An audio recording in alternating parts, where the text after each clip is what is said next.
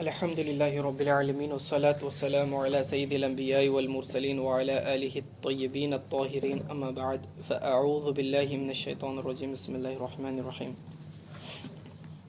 مجالس دینی جب شروع کی جاتی ہیں تو ابتدا میں اس طریقے کے کلمات پڑھے جاتے ہیں، آپ نے سنا ہوگا اکثر علماء کو۔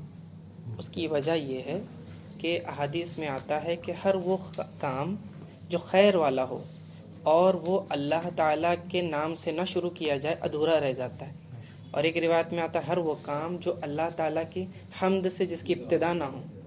ایک روایت میں حمد آیا، ایک روایت میں اللہ کا اسم یعنی بسم اللہ، ایک میں آیا الحمدللہ، ٹھیک ہے، تو نہ شروع کیا جائے وہ ادھورا رہتا ہے۔ دوسرا تقاضا یہ ہوتا ہے کہ پھر آقا علیہ السلام پر اس مجلس میں درود بھی بھیجا جائے، بخشش کا باعث رہتا ہے، ٹھیک ہے، اور پھر اعوذ باللہ پڑھی جائے تاکہ شیطان کے شر سے محفوظ رہا جا سکے، اور بسم اللہ پڑھی جائے تاکہ برکات حاصل ہو۔ تو میں نے جو ابتدا کے جو جملے پڑھے اس سے نا وہ چاروں فوائد حاصل ہو جاتے ہیں۔ جب ہم بولتے ہیں الحمدللہ رب العالمین، تمام تعریفیں اللہ ہی کے لیے ہیں، حمد اور اسم الہی دونوں آ گیا اس میں، ٹھیک ہے۔ پھر اس کے بعد والصلاۃ والسلام علی، صلاۃ یہ درود کے معنی میں ہے یہاں پر، والسلام اور صلاۃ یعنی درود ہو اور سلام ہو علی سید المرسلین، حضور صلی اللہ علیہ وسلم پر جو تمام رسولوں کے سردار ہیں، اور وعلی آلہ الطیبین، ان کی آل اطہار پر بھی ہو، ٹھیک ہے، واصحابہ اجمعین، اور ان کے تمام صحابہ پر بھی ہو، ٹھیک ہے۔ یہ ابتدا میں پڑھ لینا بہت اچھا ہے، اور اتنے چھوٹے جملوں میں یہ کیا کہتے ہیں ابتدائی خطبہ ہو جاتا ہے درس کے ابتدا میں، ٹھیک ہے۔ تو اس طرح سے آپ لوگ یہ 2 لائن یاد کر لیا کرو، اکثر کو پتہ ہوتا ہے لیکن مقصد سمجھ میں آ گیا کیوں کرتے ہیں۔ اور درس نظامی پڑھاتے وقت جب بھی کوئی نیا نیا کتاب، نیا فن پڑھایا جاتا ہے تو ابتدا میں یہ دعا پڑھائی جاتی ہے، تو آپ لوگ بھی ساتھ میں پڑھ لیں۔ بسم اللہ الرحمن الرحیم،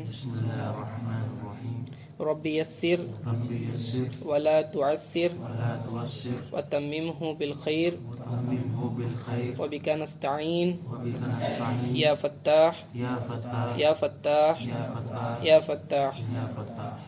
ربی زدنی علما نافعا وعقلا کاملا وارزقنی فہیما، آمین یا رب العالمین۔ اب یہاں سے عقائد کا بیان شروع ہوگا۔ عقائد عقیدے کی جمع ہے، ٹھیک ہے، اور عقیدہ یہ لفظ عقد سے بنا ہے، جسے کہتے ہیں گانٹ کو، نوٹ کو کہتے ہیں، اسی لیے نکاح کے بندھن کو بھی عقد کہا جاتا ہے، کیونکہ وہ 2 لوگوں کے درمیان ایک نوٹ ہے ریلیشن کی، ٹھیک ہے۔ تو عقد سے عقیدہ، عقیدے سے عقائد، ٹھیک ہے۔ اور یہ عقیدے کو یہ ایک مستقل فن کی حیثیت ہے، ایک اسلام میں ایک پراپر سبجیکٹ کی حیثیت ہے اس کو۔ وجہ اس کی یہ ہے کہ تمام احکام شریعہ کا دار و مدار عقیدے پر ہی ہے کہ عقائد درست نہ ہوئے تو عمل مقبول نہیں اللہ کے نزدیک۔ عمل چاہے کتنا ہی بڑا ہو، چاہے 1000 رکعت روزانہ نماز پڑھتا ہو، دن میں روزہ رکھتا ہو، حج کرتا ہو ہر سال، کچھ فرق نہیں پڑتا، اگر عقیدہ درست نہیں ہے ایک بھی عمل مقبول نہیں ہے، سب رد کر دیا جاتا۔ اس کی مثال یوں سمجھ لیں کہ آپ کے پاس کروڑوں روپے ہیں، لاکھوں روپے ہیں، ٹھیک ہے، اور آپ بینک میں جاتے ہیں تو آپ کہتے ہیں کہ میرے پاس اتنے لاکھ روپے ہیں اور میں آپ کے یہاں پر اکاؤنٹ میں جمع کرانا چاہتا ہوں، یعنی آپ کے پاس جمع کرانا چاہتا ہوں۔ بولتے کہ ہمارے پاس اکاؤنٹ ہونا شرط ہے، اکاؤنٹ ہوگا تو ہی آپ کے پیسے مقبول ہوں گے، اکاؤنٹ نہیں ہوگا تو آپ کے پیسے رد کر دیے جائیں گے، ٹھیک ہے۔ تو وہ بولے گا میں تو یار پیسے دینے کے لیے تیار ہوں، آپ کو تو لینا چاہیے، ہاں یہ کیا شرطیں لگا رہے ہو؟ نہیں، وہ بولیں گے اکاؤنٹ ہوگا تو ہی قبول کریں گے، پھر چاہے آپ کروڑ روپے لے کر آؤ۔ اور ایک شخص 100 روپے لے کے آتا ہے، کہتا ہے کہ مجھے ڈپازٹ کرنا ہے، کہتے ہیں اکاؤنٹ ہے، ہاں ہے، لاؤ، تمہارے 100 مقبول ہیں۔ تو عمل کی حیثیت وہ جو پیسے ہیں اس یوں سمجھ لیں، اور اکاؤنٹ جو ہے آپ کا عقیدہ ہے کہ کھاتہ کھل جاتا ہے اللہ کے حضور تبھی نیکیاں جمع ہوتی ہے، ورنہ نہیں، ٹھیک ہے۔ عقیدہ درست ہے تو ہی عمل قبول ہوگا، ورنہ نہیں، ٹھیک ہے۔ اب بعض لوگ یہ سوال کرتے ہیں کہ بعض نان مسلمز جو ہیں روزہ رکھتے ہیں، بعض نماز بھی پڑھتے ہیں عیدین کی، ساتھ میں دوست آتے ہیں، ہم نے دیکھا ہے خود اپنی آنکھوں سے، تو نماز بھی پڑھ لیتے ہیں محبت میں دوستوں کی، تو کیا انہیں اس بات کا ثواب ملتا ہے تو نہیں ملتا. وجہ یہ ہے کہ ان کا عقیدہ درست نہیں ہے، کیونکہ وہ رب کو، خدا کو اس طرح نہیں مانتے جس طرح ہم مانتے ہیں، تو پھر وہ اس سے ثواب کیسے طلب کر سکتے ہیں؟ عمل کرنے سے آپ ثواب طلب کر رہے ہو، لیکن ثواب طلب کرنے کے لیے آپ کو اسے ماننا ضروری ہے. آپ کسی انسٹیٹیوشن میں ایگزام دے کے اس سے مارکس حاصل کرنا چاہتے ہو، آپ اس انسٹیٹیوشن میں ایڈمیشن نہیں لیتے اور اس کو مانتے ہی نہیں، تو وہ آپ کو سرٹیفکیٹ ایشو کرے گی یا آپ کو مارکس دے گی؟ نہیں، بالکل نہیں ہوتا. لیکن اللہ رب العزت کو وہ مانتے ہی نہیں ہیں. ہاں، ان کے 1000 خداؤں میں ایک ایڈ ہو جائے تو کوئی ان کو فرق نہیں پڑتا. ہاں، ہمارے یہاں ایک ہی خدا ہے، ہمارے یہاں نہ اس میں کمی ہوتی ہے نہ زیادتی ہوتی ہے، تو ہم کو بہت فرق پڑے گا. تو اس لیے ان کے عمل جو ہے مقبول نہیں ہوتے. رہی بات خیر کا بدلہ، تو اللہ تعالیٰ ناانصافی بھی نہیں کرتا. جن کا عقیدہ درست نہیں ہے، جو اسلام والے نہیں ہیں، مسلمان نہیں ہیں، اگر وہ کوئی بھلائی کا کام کرتے ہیں جس سے مخلوق کو نفع ہوتا ہے، مثلا کسی کی مدد کر دیں، کسی غریب کو کھانا کھلا دیں وغیرہ، تو اس کا اجر اللہ انہیں دنیا میں ہی دے دیتا ہے اور آخرت میں ان کا کوئی حصہ نہیں. مومن کے ساتھ ایسا نہیں، بلکہ مومن کی نیکی مقبول ہوتی ہے، بعض اس کے اعمال کا دنیا میں بھی اسے نفع ملتا ہے اور آخرت میں بھی اجر عظیم ملتا ہے. اور فن کے اعتبار سے اسے عقیدہ کے علم کو علم الکلام کہا جاتا ہے. اب اس کی وجہ علم الکلام کیوں کہا جاتا ہے؟ تو کیونکہ اس کے اندر جو ہے نا الفاظ اور آپ کہہ لیں کلام کو لے کے خصوصاً بات چیت ہوتی ہے، اور انسان جو ہے نا جو عقائد ہے اس کو مانتا ہے اور اپنی زبان سے اس کو ادا کرتا ہے، اقرار کرتا ہے. ایک وجہ یہ بھی ہے کہ علم الکلام کہتے ہیں. باقی اور بھی کئی وجوہات ہیں، کئی علماء نے بیان کی، لیکن ہمارا وہ ٹاپک نہیں ہے. تو جب کبھی علم الکلام کہا جائے، سمجھ لینا عقیدے کی بات ہوگی. اگر آپ کو ایسے علماء سے سننے ملے کہ یہ علم الکلام کی یہ کتابیں ہیں، تو سمجھ لینا کہ یہ عقیدے کی کتابیں ہیں. کلیئر ہو گیا؟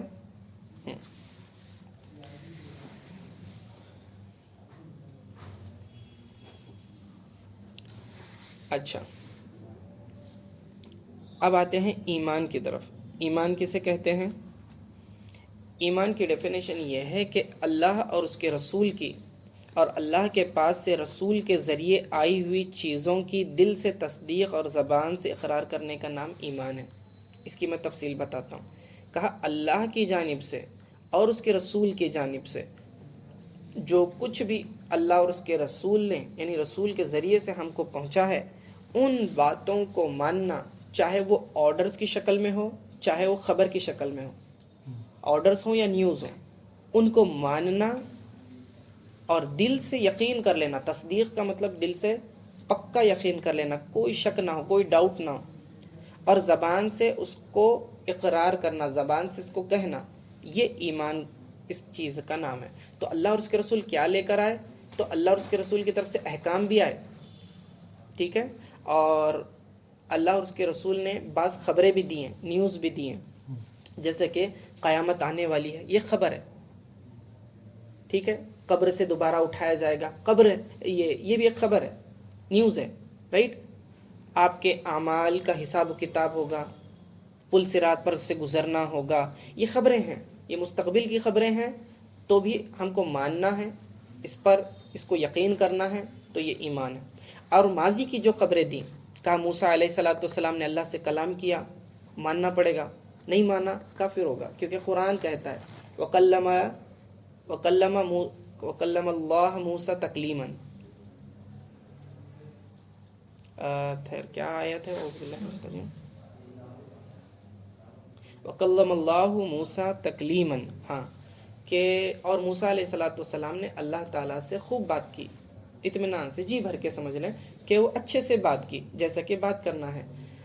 تو اس آیت سے پتہ چلا کہ موسیٰ علیہ السلام نے اللہ سے کلام فرمایا. یہ ایک خبر ہے، اس میں آپ کے لیے کوئی عمل نہیں ہے کہ آپ کو کچھ کرنا ہے نہیں. انہوں نے کلام کیا تو آپ بھی کلام کر رہے ہیں، ایسا کچھ مقصد بھی نہیں ہے، اس آیت کا تقاضا نہیں ہے. آپ کو صرف خبر دینا مقصود ہے، لیکن اسے ماننا ضروری ہے. نہیں مانیں گے کافر ہو جائیں گے. سمجھ میں آئی بات؟ اچھا، ارکان ایمان. ایمان کے 2 جز ہیں، 2 پارٹس ہیں، 2 رکن ہیں. نمبر 1 دل سے تصدیق کرنا، دوسرا زبان سے اقرار کرنا. دل سے تصدیق یعنی یقین کرنا، اور یقین شک کا نام نہیں ہے، اور یقین ظن کا بھی نام نہیں ہے۔ اب میں بتاتا ہوں کہ جب کوئی خبر آپ کو سنائی دی یا پھر آپ کو پتہ چلی، کوئی بھی نیوز ہے، کوئی بھی بات ہے، اس پر یقین کرنے کے لیے ضروری ہے کہ آپ کو اس بات پر پوری طرح سے اعتماد ہو اور کسی قسم کا شک اور ڈاؤٹ نہ ہو، ورنہ اس کو یقین نہیں بولیں گے۔ اگر میں کہوں کہ باہر بارش ہو رہی ہے، اب میں نے آپ کو خبر دی، لیکن کیا واقعی بارش ہو رہی ہے؟ آپ کو بالکل اعتماد یقین کا درجہ حاصل ہو گیا یا نہیں؟ تو آپ سے اگر میں سوال کروں کہ آپ کو یقین حاصل ہو گیا، تو ہو سکتا ہے ہوا، ہو سکتا نہ ہوا، اور اس کی علامت کیا ہے؟ آپ قسم کھا سکتے اس بات پر کہ بارش ہو رہی ہے؟ نہیں کھا سکتے، اس کا مطلب آپ کو یقین نہیں آیا۔ اگر یقین ہوتا تو آپ قسم کھا لیتے، برابر؟ تو پھر اس کا مطلب میرے صرف خبر دے دینے سے آپ کو یقین حاصل نہیں ہوا، تو اس کے لیے کیا کرنا ہوگا؟ پھر مجھے دلیل فراہم کرنی ہوگی، آپ کو مجھے ایک پروف دینا پڑے گا، یا پھر آپ خود اپنے حواس سے، سینسس، حواس یعنی سینسس، تو سینسس سے اس چیز کو محسوس کریں، یا تو آپ نے خود دیکھا، یا بارش کی گرتی ہوئی آواز سنی، یا خود آپ بارش میں بھیگ گئے۔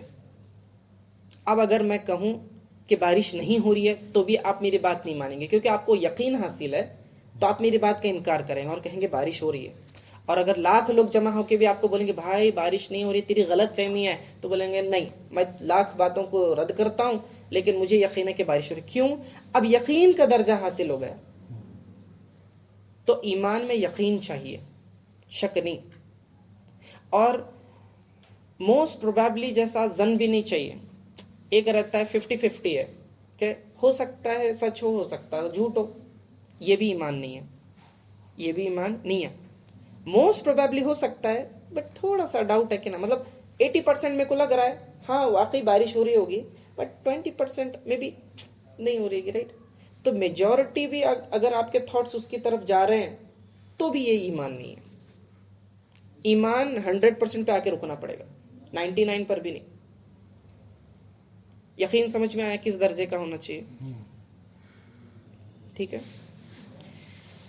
کبھی یقین انسان کو اپنے سینسس کی وجہ سے حاصل ہوتا ہے، اور کبھی ایسی خبر صادق ہوتی ہے کہ اس آدمی اس چیز کا انکار نہیں کرتا۔ سینسس سے جیسے کہ میں نے بتایا کہ آگ جل رہی ہو اور آپ نے محسوس کیا، اس کے اندر ہاتھ ڈالا تو چٹکا لگ گیا، تو آپ محسوس کر لو گے، یقین حاصل ہو گیا کہ بھئی یہ آگ جلاتی ہے۔ اگر آپ کوئی شخص کہے کہ بھئی آگ نہیں جلاتی، تو آپ اس کو نہیں مانو گے، کیونکہ آپ کو یقین حاصل ہے۔ کس بنیاد پر؟ سینسس، ٹھیک ہے، سینسس کی بنیاد پر۔ اور کبھی کبھی یقین حاصل ہوتا ہے کہ خبر صادق یعنی کہ اتنے لوگ ایک ہی بات پر متفق ہو جائیں کہ ان تمام کا ایٹ اے ٹائم جھوٹ بولنا امپاسبل ہو، ٹھیک ہے۔ اگر ہر کنٹری میں ہزاروں لوگ ہوں، الگ زبان بولنے والے، الگ لینگویج اور الگ الگ علاقوں میں رہنے والے، الگ الگ ڈھنگ سے رہنے والے، اور پورے دنیا میں پھیلے ہوئے ہیں، اور ہر زمانے میں ہر علاقے کے کئی لوگ جو ہے ایک ہی بات بولتے آئے ہیں، تو وہ جھوٹ بھی نہیں ہوتی، خبر متواتر کہا جاتا ہے اس کو، ٹھیک ہے۔ اور ہم کو کیسے پتا چلا کہ یہ قرآن اللہ کا کلام ہے؟ خبر متواتر کے ذریعے، ٹھیک ہے۔ ہم مسلسل جانتے آئے ہیں نا، یہ ہمارے پاس جو قرآن ہے واقعی اللہ کا کلام ہے بول کے، کیونکہ امپاسبل ہے کہ ہر ملک کا، ہر کنٹری کا، ہر شہر میں جتنے بھی مسلمان ہیں سب ایک ہی بات بولے، یہ امپاسبل ہے کہ یہ سب جھوٹ بول رہے ہوں ایٹ اے ٹائم، نہیں ہوتا۔ تو یہ بھی ایک صورت یقین حاصل کرنے کی۔ خیر جیسی بھی ہو، یقین حاصل کرنا ضروری ہے، اور زبان سے اقرار کرنا، زبان سے اس چیز کو ایکسیپٹ کرنا۔ ایکسیپٹ کی بات ہے، اقرار یعنی اس چیز کا اظہار ہو کہ واقعی آپ نے اس چیز کو قبول کیا۔ پھر اگر کوئی شخص گنگا ہو، بول ہی نہیں سکتا، تو آپ بولے گے اقرار ہی نہیں کر رہا تو مسلمان کیسے؟ نہ، وہ اپنے اشارے سے بھی بول سکتا ہے، تو وہ اقرار مانا جائے گا، ٹھیک ہے۔ تو اگر کوئی شخص، اب یہ 2 پوائنٹس آپ کے پاس آ گئے، تصدیق اور اقرار۔ اگر کوئی شخص تصدیق کرتا ہے لیکن اقرار نہیں کرتا، تو اللہ کے نزدیک مومن ہے، مسلمانوں کے نزدیک کافر ہے۔ اگر کوئی شخص جو ہے کیا کہتے ہیں تصدیق نہیں کرتا لیکن اقرار کرتا ہے تو مسلمانوں کے نزدیک مسلمان ہے، اللہ کے نزدیک منافق ہے۔ اگر کوئی شخص تصدیق بھی نہیں کرتا اور اقرار بھی نہیں کرتا تو اللہ اور مسلمانوں کے نزدیک یہ کافر ہے، اور اگر تصدیق بھی کرتا ہے اقرار بھی کرتا ہے تو وہ پھر مومن ہے۔ فرق سمجھ میں آیا؟ کیونکہ منافق ظاہراً اپنے آپ کو مسلمان بولے گا، اپنے زبان سے کلمہ پڑھے گا، لیکن اس کا عمل اور اس کے دل میں بالکل وہ چیز گھر کی ہوئی نہیں رہتی، یعنی اس چیز کو وہ یقین نہیں کرتا۔ مسلمانوں کے ساتھ آئیں گے تو بولیں گے کہ ہم مسلمان ہیں، کافروں کے ساتھ جائیں گے تو ان جیسے عقائد، اور ان کی قرآن میں کئی مرتبہ تفصیلات دی گئی ہیں، ٹھیک ہے۔ لیکن حکم ظاہر پر لگتا ہے، اسی لیے مسلمانوں کے نزدیک اسے مسلمان مانا جائے گا، دل کو ٹٹولنے کی اجازت نہیں ہے۔ ایک مرتبہ ایک صحابی رسول صلی اللہ علیہ وسلم میدان جنگ میں انہوں نے ان کے تلوار کے زد میں ایک شخص کافر آ گیا تو اس نے کلمہ پڑھ لیا، لیکن انہوں نے اس کو قتل کر دیا۔ آقا علیہ السلام تک بات آئی تو آقا علیہ السلام نے ناراضگی کا اظہار فرمایا، کہنے لگے تم نے ایسا کیوں کیا؟ تو کہنے لگے یا رسول اللہ اس نے میری تلوار کے ڈر سے کلمہ پڑھا، بولے تو کیا تم نے اس کے دل کو چیر کے دیکھا تھا کہ اس نے دل سے بولا ہے یا تمہاری تلوار کے ڈر سے بولا ہے؟ برابر۔ تو ہمیں حکم نہیں ہے دلوں کے حال کو قریدنے کا، ہمیں صرف ظاہر کو پرکھنے کا حکم ہے، یعنی ظاہر پر اعتماد کرنے کا حکم ہے۔ تو اگر کوئی شخص اپنے آپ کو مسلمان بولتا ہے اور کلمہ پڑھتا ہے تو ہم اسے مسلمان ہی مانیں گے، اسے کافر نہیں کہیں گے۔ احتیاط ضروری ہے۔ وجہ اس کی یہ ہے کہ احادیث پاک میں آیا ہے جو شخص کسی شخص کو کافر کہے بغیر دلیل کے، آپ کے پاس ہے نہیں لیکن آپ اس کو بول رہے کافر ہے، تو دو میں سے ایک شخص کافر ہوگا۔ اگر واقعی اس نے کفر کیا ہے سیکنڈ پرسن نے تو وہ ٹھیک ہے، اس کی بات درست ہوگی تو یہ بچ جائے گا۔ اگر وہ کافر نہیں ہے اور اس نے اس کو کافر بولا تو کہنے والا کافر ہو جائے گا۔ تو آپ احتیاط کا اندازہ لگائیں کہ کتنا کیئرفل ہونا ضروری ہے۔ آج کل تو آسان بات ہوگی لوگوں کے لیے، ہر ایک پر حکم لگاتے ہیں، تو یہ بالکل نہیں ہونا چاہیے۔ تو ایمان کے اندر یہ احتیاطیں بہت ضروری ہیں۔ اور اقرار میں کیا ضروری ہے کہ کہے لا الہ الا اللہ محمد رسول اللہ۔ الہ کا مطلب ہوتا ہے معبود، اور معبود کہتے ہیں ایسی ذات کہ جس کے لیے عبادت کی جائے، جس کی پوجا کی جائے، جس کی پرستش کی جائے، ٹھیک ہے، تو اس کو کہتے ہیں الہ، ٹھیک ہے۔ تو لا الہ نہیں ہے کوئی معبود، لا نو، الہ معبود، کوئی عبادت کے لائق ہی نہیں، کوئی معبود ہے ہی نہیں الا سوائے اللہ کے، لا الہ الا اللہ۔ سو پہلے نگیشن ہے، پہلے سب چیز کا انکار ہے، پھر اس کے بعد اقرار ہے، ٹھیک ہے۔ محمد الرسول اللہ، اور پھر یہ مانے کہ محمد صلی اللہ علیہ وسلم اللہ تعالیٰ کے ہی رسول ہیں۔ اور اسلام کیا ہے؟ اسلام اور ایمان کا معنی قریب قریب ہے، دونوں کا سملیرٹی ہے، بعض اوقات انٹرچینجبلی یوز ہوتا ہے، لیکن تھوڑا سا فرق ٹیکنیکلی یہ ہے کہ ایمان کے اندر موسٹ آف دا ٹائم، یا ایمان کے اندر وہی باتیں بیان کی جاتی ہے جس کا تعلق دل سے ماننے سے ہے، ٹھیک ہے، اور اسلام کے اندر وہ باتیں شامل ہو جاتی ہیں جن کا تعلق عمل سے ہے۔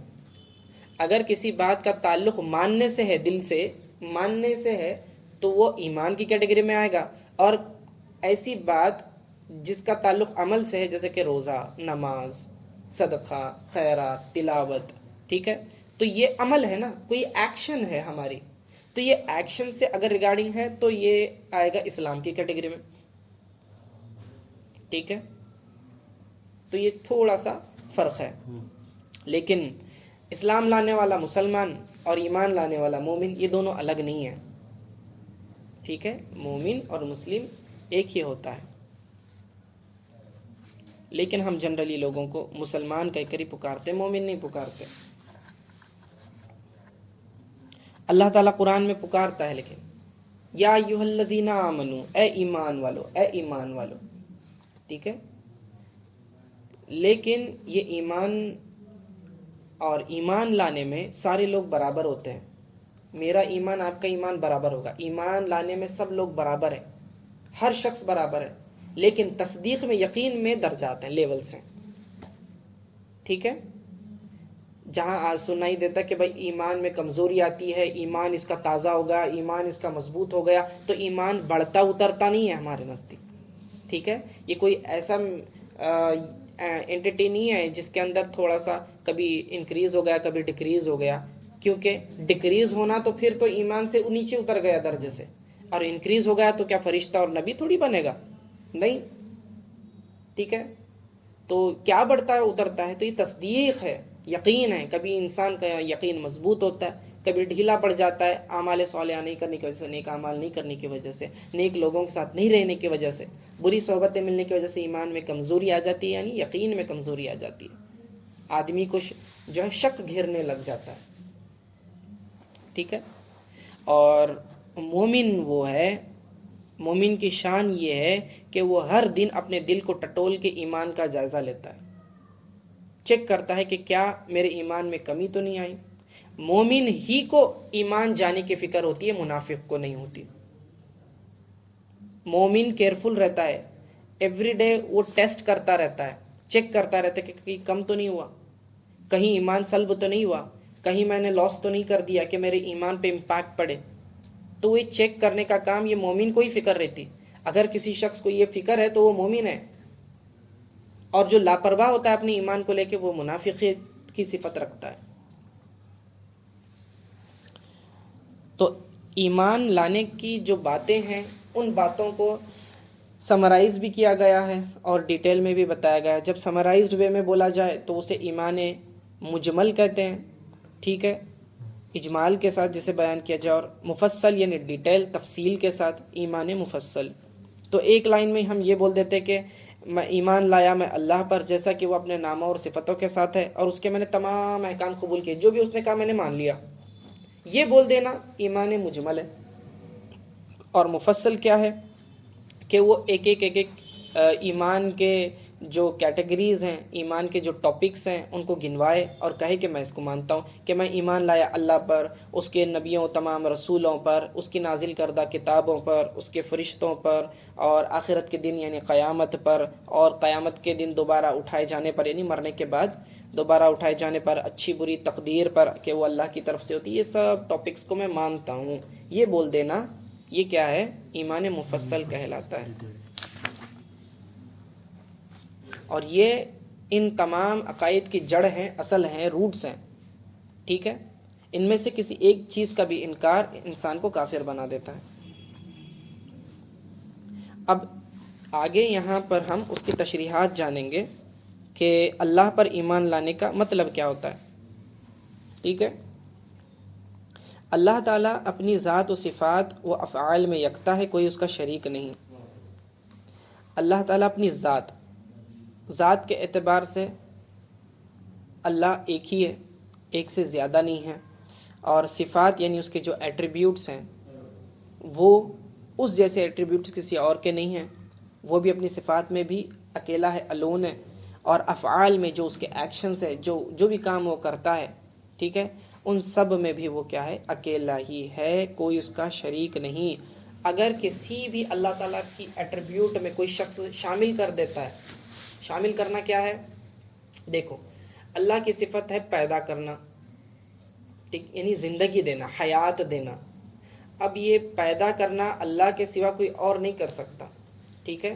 اب اگر کوئی یہ عقیدہ رکھے کہ نہیں اللہ کے علاوہ بھی کوئی شخص پیدا کر سکتا ہے، تو اس نے اللہ کی ایک صفت کے اندر، ایک ایٹریبیوٹ کے اندر کسی اور کو شامل کر لیا، شیئر کر دیا اس نے اس ایٹریبیوٹ کو اللہ اور غیر میں. تو یہ شیئرنگ کرنے سے، شیئرنگ کو شرک کہتے ہیں. شریک یعنی شریک سمجھتے ہیں آپ، لوگوں کو جمع کر دینا، ہاں ملا دینا، ٹھیک ہے. جیسے کہ میں نے بولا آپ کو میں نے کھانے میں شریک کر لیا، دعوت میں شریک کر لیا، جو یعنی آپ کو جمع کرنا، شیئر کرنا. تو شریک کا مطلب ہوتا ہے شیئر کرنا اللہ تعالیٰ کی ذات میں. ذات میں کیسا شریک کرتے ہیں کہ اللہ کو ایک سے زیادہ مان لینا. جیسے کہ عیسائیوں کا، یہودیوں کا عقیدہ ہے کہ کہتے ہیں کہ عزیر علیہ السلام اللہ کے بیٹے ہیں، یا پھر عیسیٰ علیہ السلام اللہ کے بیٹے ہیں، اور روح الامین بھی جو ہے تیسرے خدا مانتے ہیں. تو یہ ٹرینٹی جو تثلیث کا عقیدہ ہے وہ غلط ہے بالکل بھی. تو ذات میں انہوں نے شریک کر لیا. صفات ایٹریبیوٹ کی میں نے اگزامپل دی. افعال اللہ تعالیٰ رزق دیتا ہے یا پھر اللہ تعالیٰ بارش برساتا ہے، یہ اس کے ایکشنز ہیں. اللہ تعالیٰ بخشش کرتا ہے. اگر کوئی شخص سمجھے کہ میری بخشش اللہ کے علاوہ کوئی اور کر سکتا ہے یا میری دعا اللہ کے سوا کوئی اور قبول کر سکتا ہے تو اس نے شرک کیا. اس نے شرک کیا. اللہ کے سوا کوئی بارش نہیں کر سکتا. دعائیں کوئی بھی کرے سب اللہ سے کرتے ہیں اور اللہ ہی بارش کرے گا. وہ اپنی ذات سے آپ موجود ہے، یہ نہیں کہ کسی نے اس کو موجود کیا ہو، یعنی ایگزسٹنس میں وہ خود اپنی ذات سے ایگزسٹنس میں ہے اور ہمیشہ سے ہے. اس کو کسی نے ایگزسٹنس میں لایا نہیں ہے. ہم کو ایگزسٹنس میں لایا گیا ہے، اس کو کسی نے ایگزسٹنس میں لایا نہیں ہے.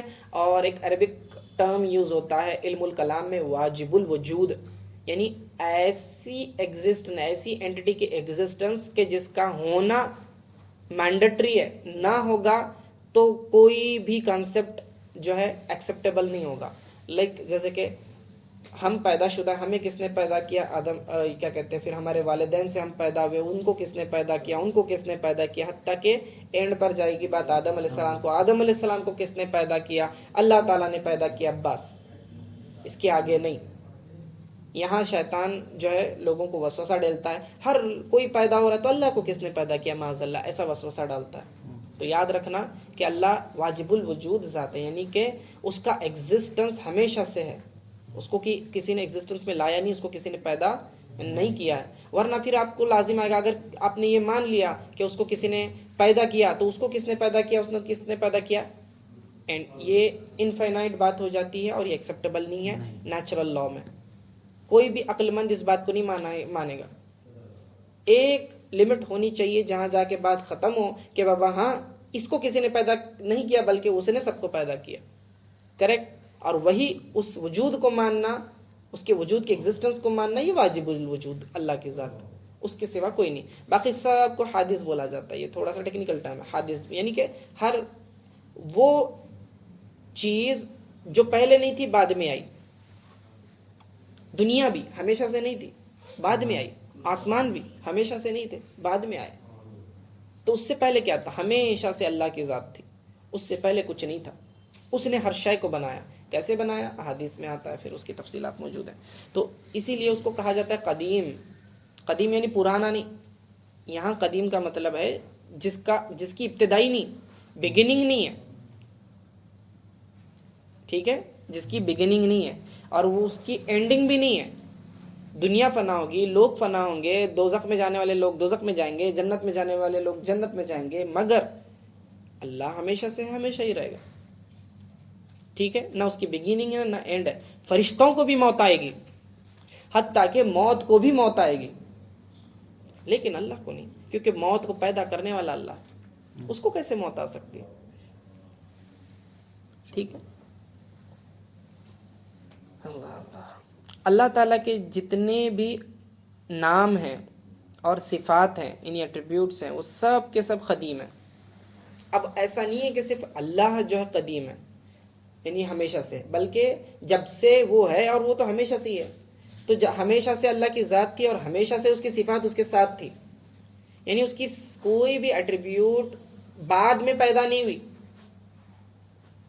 کوئی بھی ایٹریبیوٹ بعد میں پیدا نہیں ہوئی. ہم میں کیسا ایٹریبیوٹس جو ہوتی ہیں بعد میں پیدا ہوتی ہیں. اب یہ علم حاصل کریں گے، یہ عالم کہلائیں گے. پہلے تھے نہیں تھے. اللہ لیکن ہمیشہ سے عالم ہے. ٹھیک ہے. ایک شخص جو دیکھ نہیں سکتا، اس کی آنکھوں کا آپریشن ہوا، اب وہ بصیر ہو گیا، دیکھنے والا ہو گیا. ٹھیک ہے.